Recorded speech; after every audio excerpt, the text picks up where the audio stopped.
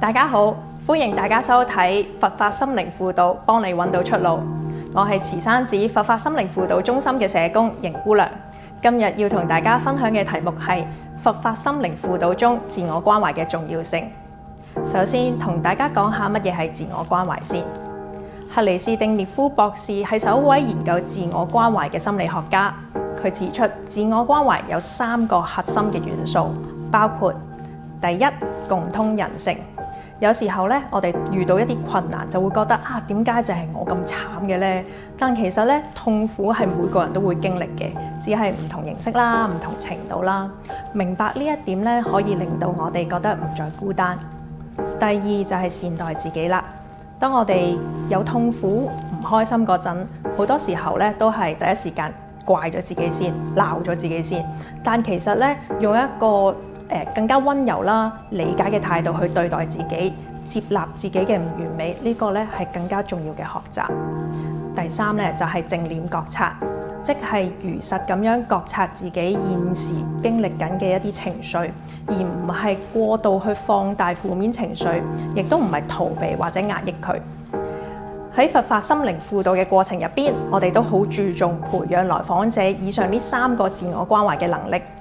首先，佛法四聖諦中提到嘅苦諦就講緊其實人生咧有好多痛苦都係不能夠避免嘅。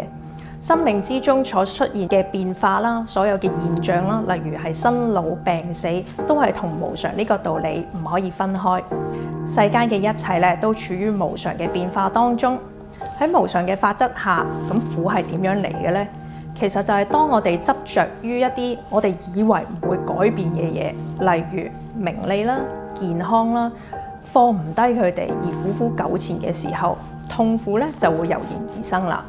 但如果我哋深入理解多啲無常呢個道理，學習放低過度嘅執着，就能夠以一個更加寬容嘅心去面對人生種種不確定性。至於點樣培養自我關懷呢？正所謂種瓜得瓜，種豆得豆。如果一個人喺過度追求工作完美而長期受壓，不斷批評自己做得唔夠好飲食唔定時，又缺乏運動，每日捱更抵夜，結果只會搞冧自己身體，免疫力下降，甚至會影響情緒同埋精神狀態。調翻轉，如果佢可以意識到自己嘅壓力，並願意學習善待自己，例如調整作息、依時飲食、俾自己時間休息等等，平衡工作同埋作息時間，咁樣咧就已經係善待自己、關懷自己重要嘅一步啦。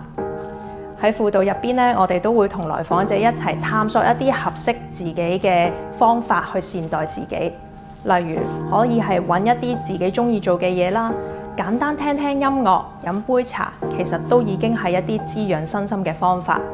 亦都鼓勵佢哋有規律嘅作息，等身心咧有足夠休息嘅時間同放鬆。亦都學一啲用溫柔嘅方法啦，同自己相處，放低對自己過度嘅批評。喺輔導過程裏邊，正念覺察都係十分重要嘅。我哋會同來訪者進行靜心練習，例如透過專注呼吸、專注身體感覺等等。當我哋能夠靜落嚟，覺察內心嘅波動，而唔係俾情緒牽住走，就有更多嘅空間去睇清楚目前嘅因緣條件，能夠以更客觀嘅角度慈悲同埋關懷自己啦。總而言之，自我關懷咧就唔係放縱自己，亦都唔係讓自己變得懶散，而係學用一個更加溫暖、有智慧嘅方式去同自己相處。喺度都祝願大家喺日常生活中能夠對自己有多一啲嘅溫柔，少一啲苛責。